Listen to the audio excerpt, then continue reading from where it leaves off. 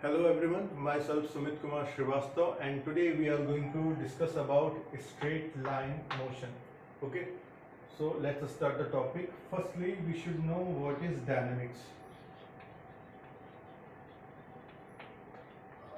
So what is dynamics? Dynamics is the branch of mechanics in which we deals the motion of body under the action of force. So force के action से जो body में motion generate हो रहा है तो वो किसके अंदर आता है? डायनेमिक्स के अंदर में। मतलब अगर कोई बॉडी मोशन पे है उसकी स्टडी को क्या बोलेंगे? डायनेमिक्स। अगर कोई बॉडी रेस्ट में है उस कंडीशन में अपन उसको क्या बोलेंगे कि वो बॉडी क्या है? स्टैटिक कंडीशन में। क्लियर? अगर कोई बॉडी रेस्ट में है उसकी स्टडी किसके अंदर आएगी? स्टैटिक्स के अंदर। अगर कोई बॉडी मोशन पे है, फोर्स लग रहा है, कोई बॉडी मोशन पे आ गया तो वो किसके अंदर आ जाएगा? डायनेमिक के अंदर आ जाएगा।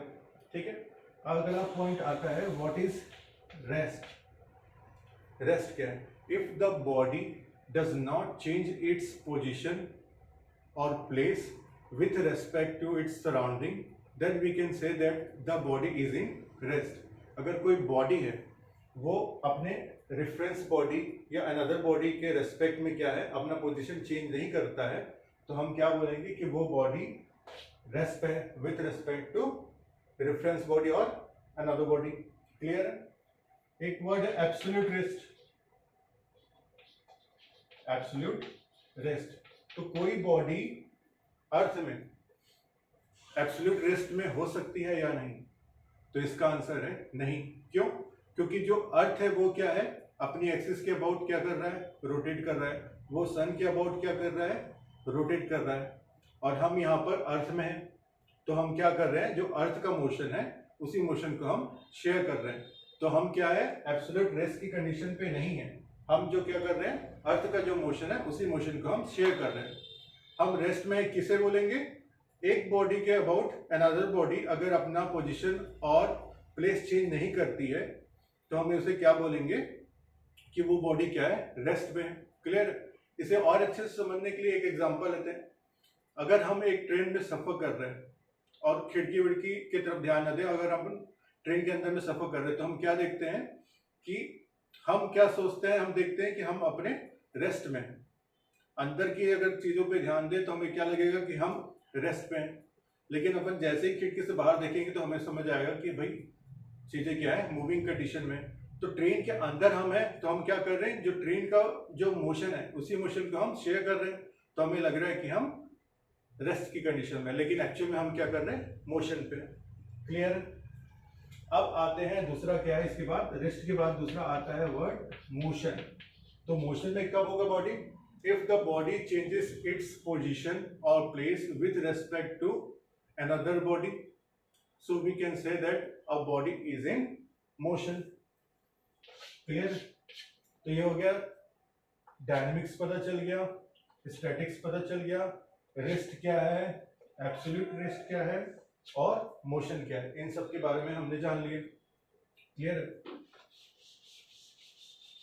आगे बढ़ते हैं।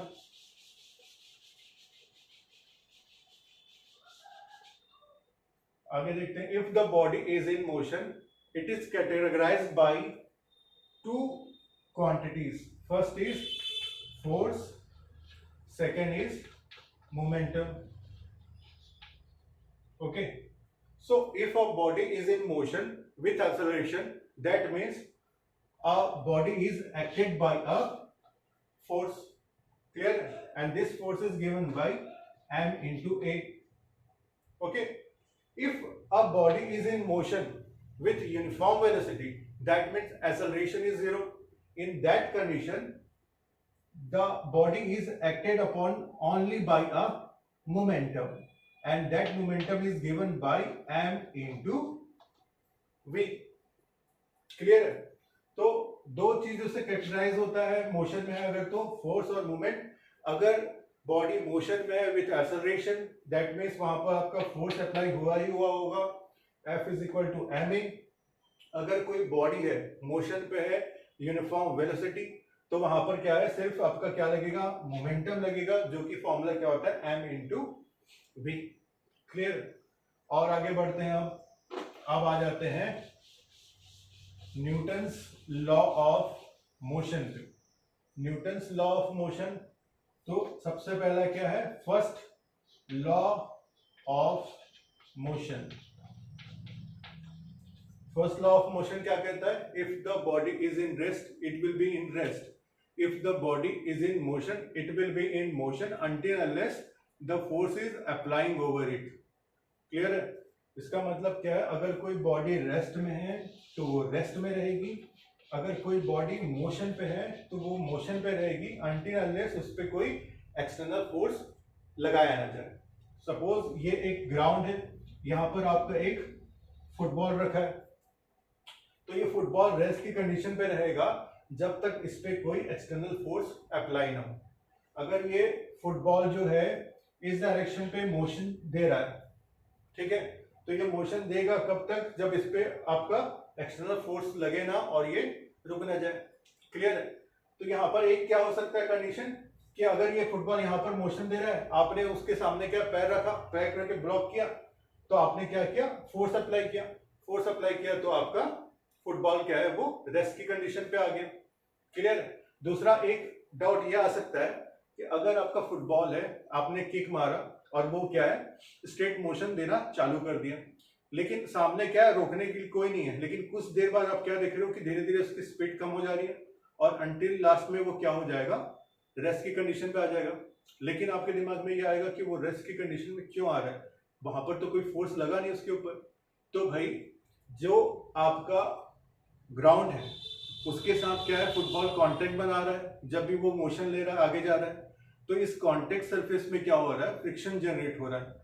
फ्रिक्शन क्या करता है, मोशन को अपोज करता है। तो जैसे आपका बॉल जो फुटबॉल है वो स्लाइड करते हुए आगे जा रहा है, इसका मतलब क्या है, फ्रिक्शन की वजह से आपका जो मोशन है वो कम होते जा रहा है, और एक कंडीशन ऐसी आती है जिसमें आपका क्या हो जाता है, फुटबॉल रेस्ट की कंडीशन में जाता है। तो ओवरऑल क्या हो रहा है, वहां पर भी फर्स्ट लॉ अप्लाई हो रहा है। अगर कोई बॉडी रेस्ट पे है तो वो रेस्ट पे रहेगी, अगर बॉडी मोशन पे है मोशन पे रहेगी अनटिल अनलेस उस पर कोई एक्सटर्नल फोर्स लगाया ना जाए। तो अभी जो केस बताया उसमें क्या था, फ्रिक्शन फोर्स था, जिसकी वजह से आपका जो फुटबॉल है वो रेस्ट पे आ गया। अब आते हैं सेकंड लॉ पे। सेकंड लॉ पे आते हैं। सेकंड क्या लॉ क्या कहता है, देखते हैं। Rate of change of momentum is directly proportional to force applying over a body and in the direction of the force।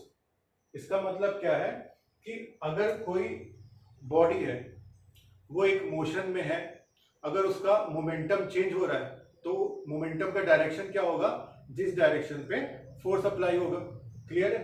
Second law क्या कहता है कि सपोज ये आपका ग्राउंड हो गया, यहाँ पर आपका फुटबॉल है, वो इस डायरेक्शन पे जा रहा है, इस डायरेक्शन पे जा रहा है। अब आपने क्या किया, यहाँ पर से आपने इस पे किक मारा, किक मारा इस डायरेक्शन की ओर, तो ये क्या होगा, आपका जो फुटबॉल है उसकी डायरेक्शन क्या हो जाएगी, वो इस डायरेक्शन की ओर हो जाएगी, वो इस डायरेक्शन की ओर आगे बढ़ने लग जाएगा। क्लियर है? तो सेकंड लॉ क्या कहता है, rate of change of momentum is directly proportional to force on the applying over a body and in the direction of force। Clear? ये हो गया आपका सेकेंड लॉ। अब आते हैं थर्ड लॉ पे।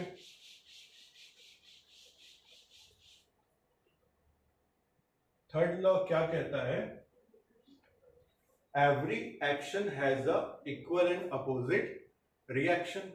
क्लियर? अगर अपन इस चौक की बात करें, इस चौक को मैंने यहां पर प्लेस किया, तो चौक की वेट की वजह से क्या है, वर्टिकली डाउनवर्ड इस बोर्ड पे क्या लग रहा है, एक फोर्स लग रहा है, और एट द सेम टाइम क्या हो रहा है, इस बोर्ड से जो रिएक्शन फोर्स है वो चौक के ऊपर क्या लग रहा है, वर्टिकली अपवर्ड लग रहा है। तो यही क्या है आपका equal and opposite force.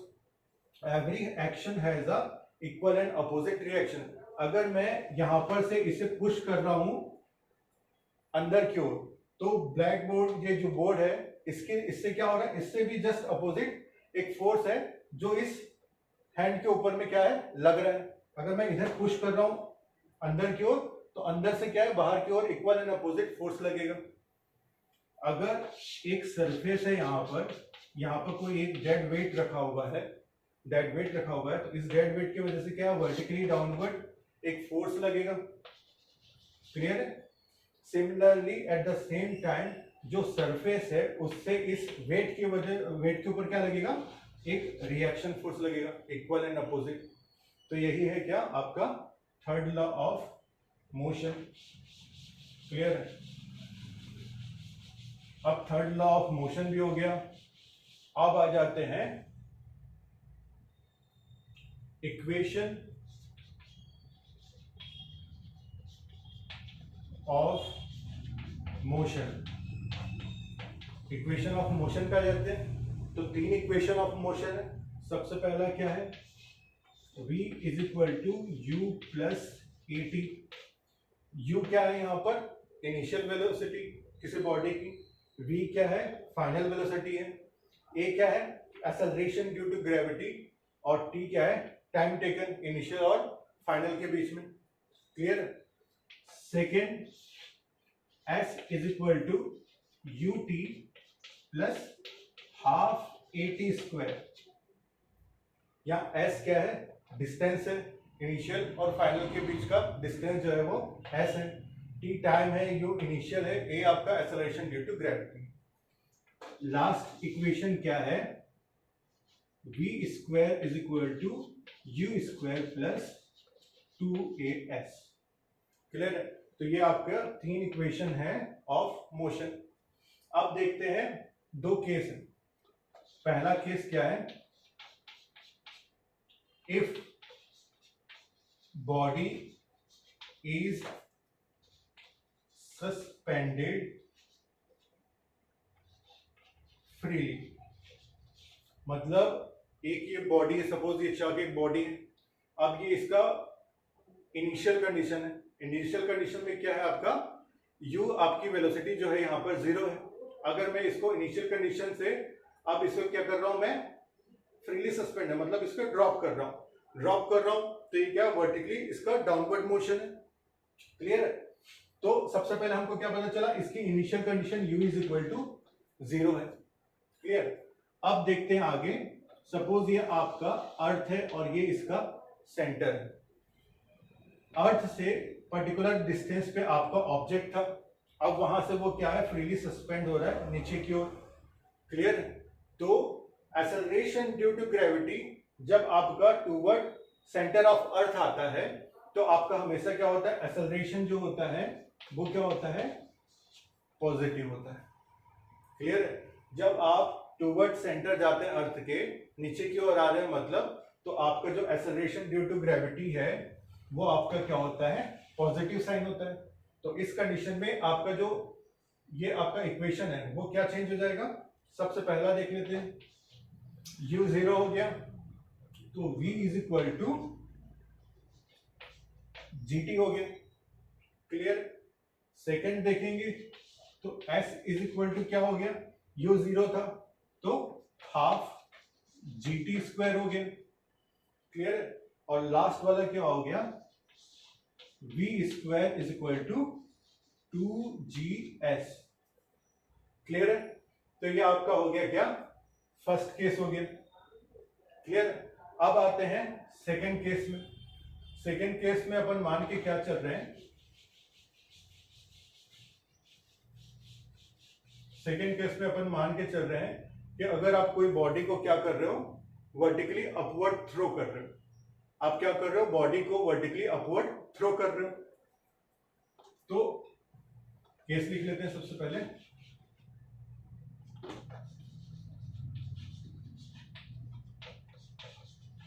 Body is thrown vertically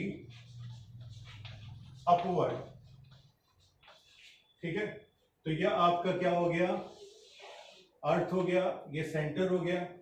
आपकी कोई बॉडी जो है अर्थ के सरफेस पे, अब अर्थ के सरफेस से अगर वो ऊपर की ओर जा रही है तो ऊपर जाने में क्या होगा, जो एक्सेलरेशन ड्यू टू ग्रेविटी है उसकी वैल्यू क्या होगी, नेगेटिव होते जाएगी। क्लियर है? कम होते जाएगा। और जैसे ही नीचे आता है तो पॉजिटिव होता है। तो इस केस में क्या हो जाएगा, acceleration due to gravity a is equal to क्या हो गया, -g हो गया। क्लियर है? और अगर आप मान के चल रहे हैं कि ये पहला इसका इनिशियल कंडीशन पे ये 0 था वेलोसिटी, और उसके बाद आपने इसे थ्रो किया है, तो आप इसे क्या मान सकते हैं, u को भी आप 0 मान सकते हैं। तो ओवरऑल फर्स्ट में इक्वेशन क्या बनेगा, v is equal to -gt। Second क्या बनेगा, s is equal to -half gt²।